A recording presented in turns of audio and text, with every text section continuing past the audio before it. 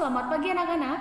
Hari ini kita belajar SBDP dan materi kita pada hari ini akan Ibu ulangi dari materi-materi sebelumnya, yaitu tentang pola lantai dan gerak tari ya. Nah, apakah kalian masih ingat apa itu pola lantai? Ya, pola lantai adalah garis yang dilalui penari pada saat melakukan gerak tari ya. Nah, apa saja fungsi pola lantai? Kalian masih ingat? Yaitu yang pertama menata gerakan tarian, kemudian yang kedua membentuk komposisi dalam pertunjukan tarian ya. Lalu yang ketiga menciptakan kekompakan antar anggota penari. Yang keempat membuat tarian lebih indah dan menarik untuk ditonton oleh penonton ya. Nah, apa tujuan seorang penari menguasai pola lantai? Nah, tujuannya yaitu agar penari lebih mudah melakukan perpindahan gerak ya. Jadi tidak saling tabrakan ya. Jika mereka sudah hafal posisi mereka di mana, mereka tidak saling bertabrakan seperti itu. Nah, pola lantai itu terbagi dua secara garis besar atau secara umum, yaitu pola lantai garis lurus dan garis lengkung.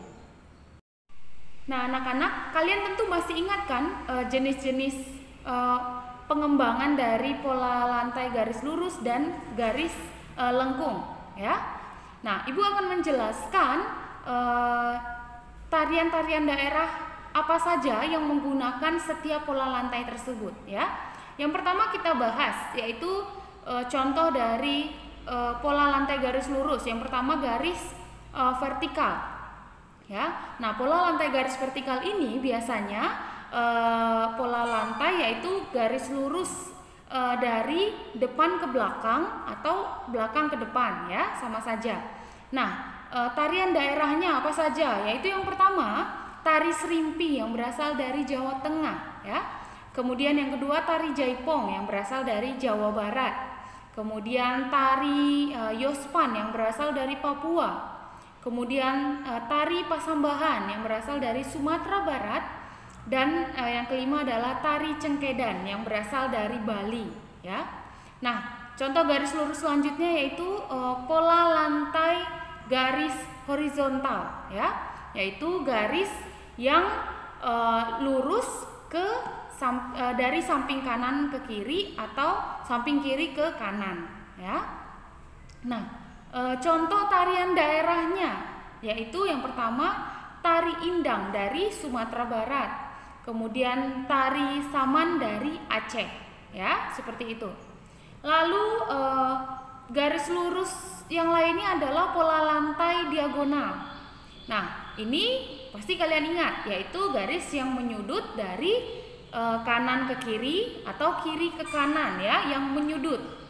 Nah, contoh tarian daerahnya yaitu tari sekapur siri yang berasal dari Jambi, kemudian tari gending Sriwijaya yang berasal dari Sumatera Selatan, dan tari pendet yang berasal dari Bali. Nah, itu tari-tari yang menggunakan pola lantai diagonal ya. Nah, lalu terakhir yaitu pola lantai garis melengkung, baik bentuk lingkaran, kemudian melengkung seperti ular atau pola angka 8 ya. Ini merupakan bagian dari garis melengkung.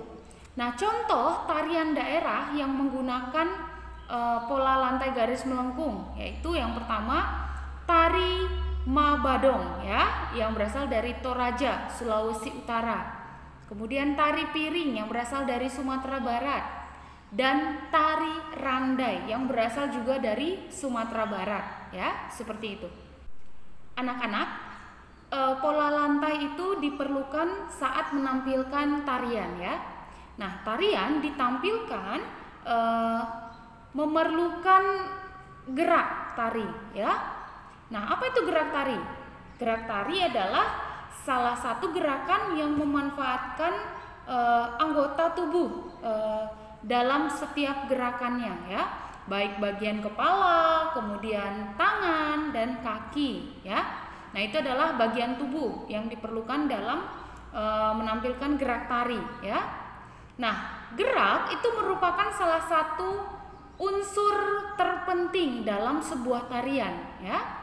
Nah, gerak tari itu berfungsi untuk mengkomunikasikan maksud-maksud tertentu dari koreografer yang ditampilkan, ya. Nah, tadi Bu sudah menyebutkan tuh gerak tari meliputi apa saja, yaitu gerak kepala, kemudian gerak tangan dan gerak kaki, ya. Nah, gerakan yang kuat yang ditampilkan dari yang kita tunjukkan dari anggota tubuh itu menimbulkan suasana yang semangat.